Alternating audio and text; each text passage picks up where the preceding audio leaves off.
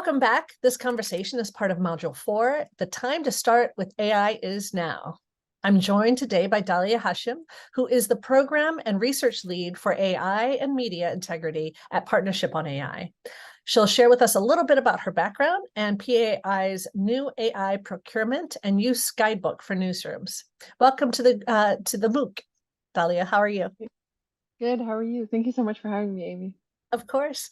I think you come to PAI with an interesting background and set of skills. Can you explain your what brought you to Partnership on AI in your previous work?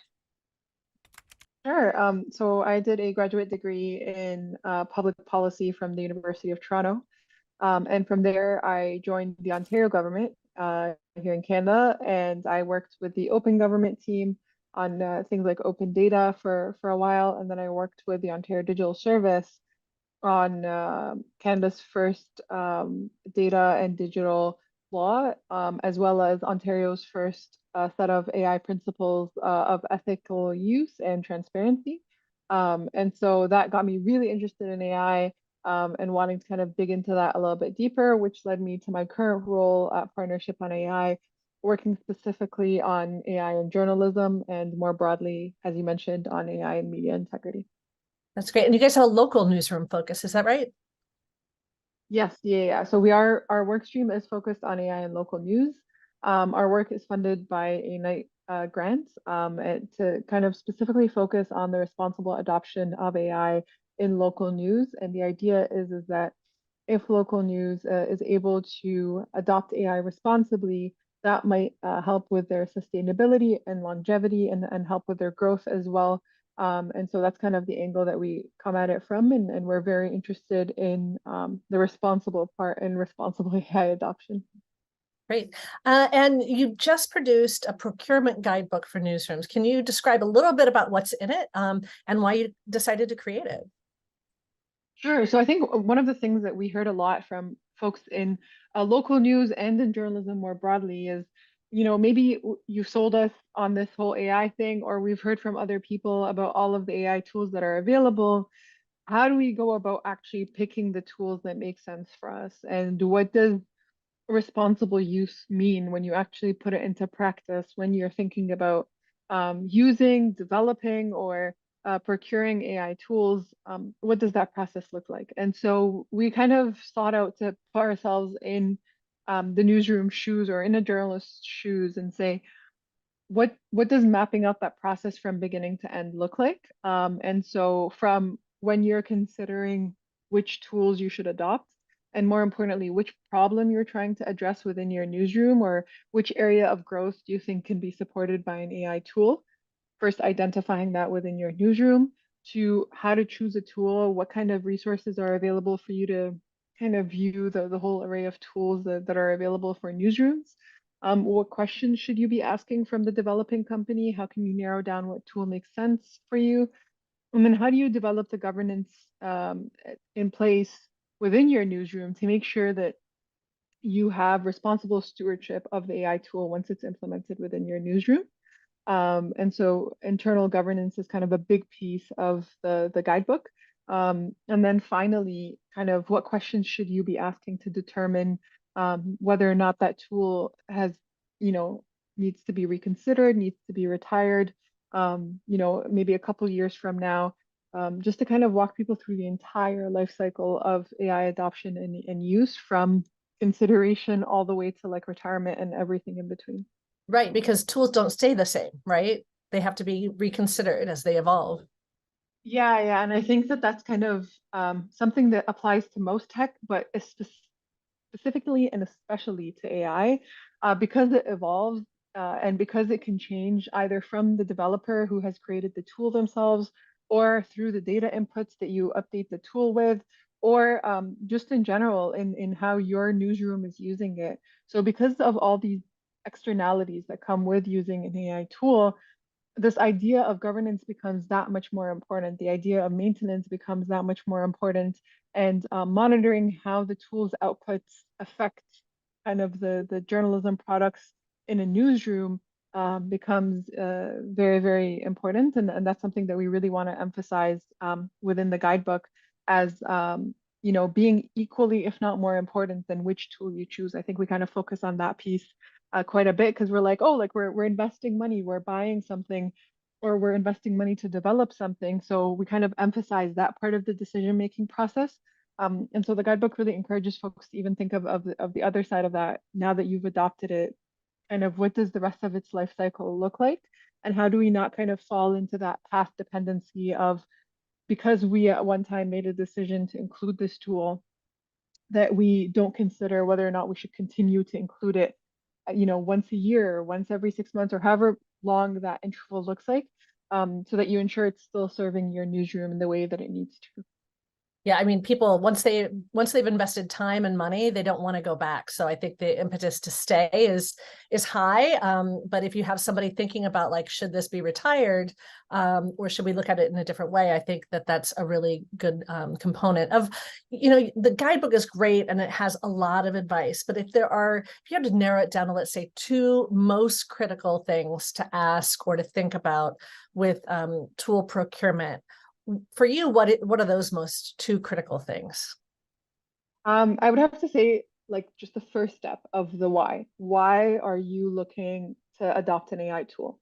And I think that reasoning is really important because it follows you throughout the entire process of, choosing a tool, of implementing its governance, all of those like wonderful things that we talked about earlier. All of that starts with the why. If the why isn't clear, then any tool can then become, the new shiny thing that a newsroom might want to adopt. But if the why is clear and you're clear on the fact that you need a tech solution to that problem that you've identified or that gap that you've identified within your newsroom, then you can kind of go ahead and try and find the tool that might help you fill that gap.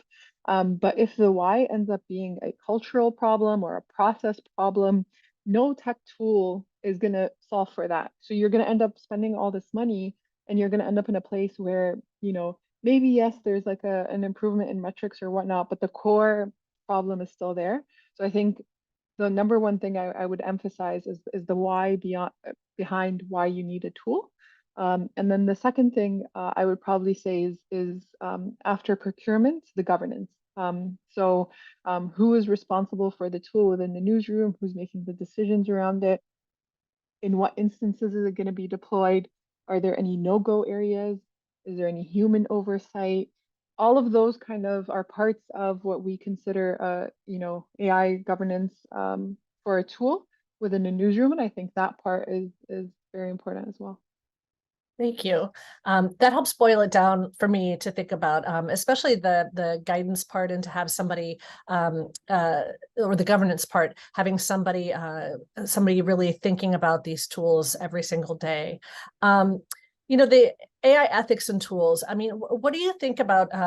What's your advice for what to disclose to an audience if you're using a tool to produce something? I mean, does it get as granular as like we used a tool to create this headline? Do we need that kind of disclosure to the audience, or is it story generation or image generation? I think that's a decision that needs to be made within a newsroom, and that's a conversation that should be had within a newsroom. I think there are no assumptions when it comes to AI tools, and I think that that's something that's important to emphasize from the get-go, is that a lot of these things need to be intentional decisions, and that's one of the things that we really encourage from using the guidebook, is to turn all these uh, kind of landmark points of, are we going to be transparent with our audience? What does that look like? Into very intentional decisions that a newsroom should be making in consultation with the journalists, in consultation with maybe even the lawyers in the newsroom, if that's like something that's within the newsroom capacity. I think that is going to vary slightly from newsroom to newsroom, and is going to vary definitely depending on the tool. Using Grammarly within a newsroom is inconsequential almost at this point. Everyone uses Grammarly. But using, to your point, an image generation tool is fairly consequential, right? That's something that people are going to really care about. And the spectrum within that is wide. But all of this is to say, we often say start with considering how impactful this tool is on the reader or the user's experience. Is it audience facing? And if so, does it impact directly their experience of the news? Um, that's a good place to start to consider whether or not you should be transparent about it. The thing that I've seen quite a bit within newsrooms is if this is something that is readily affecting the audience. So if, for example, part of an article is being generated by um, a, uh, uh, a bot or a automated writer, then being very transparent about that in every instance where the automated writer is used is encouraged and fairly common at this point.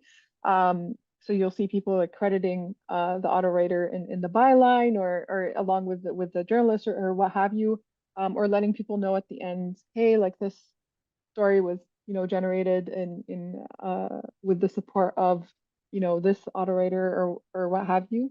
And that's important in building trust with your audience, and that's key currency for journalists. So that's one part of it. And then the other part is sometimes when it's a little bit on the back end, so it's not directly facing the audience, there is merit to still being transparent about it. So what you'll see sometimes is that newsrooms will um, kind of create like a mini page on their website, say, here's all the instances in which we use AI within our newsroom that you might be interested in, and this is how we use it. Just for full transparency and disclosure. And in that case, you don't have to disclose it with every news product that you create, but there is a place for people to find out more if they're interested on how you're using AI for what purposes, and so on. So any interesting use cases that you've seen in terms of transparency, like notifying users of generative AI? For instance, for Neiman Lab, they have a hero image now that they're using, and they say that it's from Midjourney, and they even give the prompt in the cut line, which I think is interesting. Do you know of any other efforts of transparency by newsrooms that you feel like is something other newsrooms should think about? Yeah, I think there's, as I mentioned earlier, there's a couple of newsrooms that I've seen crediting an auto writer if they are using it fairly regularly in writing news in the byline, so it's very clear. And then it can link out to another page that kind of gives a further explanation about how they're using that specific auto writer and in what instances. And even at times reassuring the audience that like a human has still looked over this article. It wasn't kind of published on its own. I've also seen kind of uh, similar to like the New York Times website and others kind of have like a page, as I mentioned, with all of the ways in which they're using an AI tools within their newsroom, just to give folks an idea of the various areas in which AI tools might touch the final product that they're seeing. So I think those are not just fairly encouraging and trust building ways to interact with your audience. I think oftentimes newsrooms are also pleasantly surprised to see that people prefer to know and prefer to kind of know upfront as opposed to finding out later on because there was a retraction and then the newsroom is then blaming the auto writer or something like that on the mistake that happened. And so I think that a lot of the hesitancy from the transparency is, well, how are people going to react? What's the reaction going to be? And I think so far it's been fairly positive. So. Great. Any final thoughts in terms of the procurement guide, or even I know that Partnership on AI has a monthly call to bring people in to talk about topics like this. I don't know if you want to talk about that a little. Sure, yeah.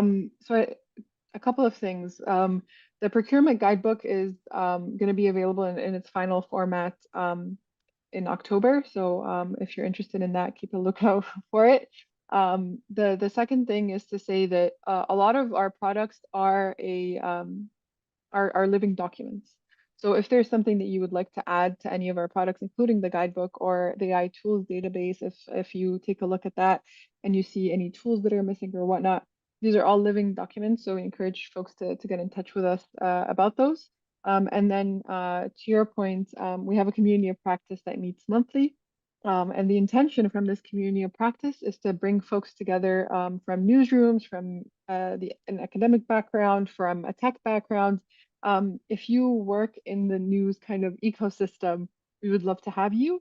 And the intention behind it is for all of us to learn from each other. So if you have a use case in which you've used AI tools, or if you have questions about using them or procuring them, bring those to the community of practice. And it is a discussion and support space that's open to everyone.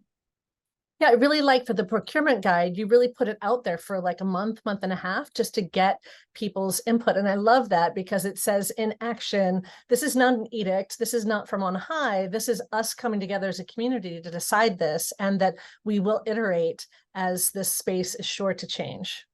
Yeah. And we were very lucky to have a steering committee that is fairly multidisciplinary, provide their input into that guidebook, including yourself, Amy. We're very thankful to have you.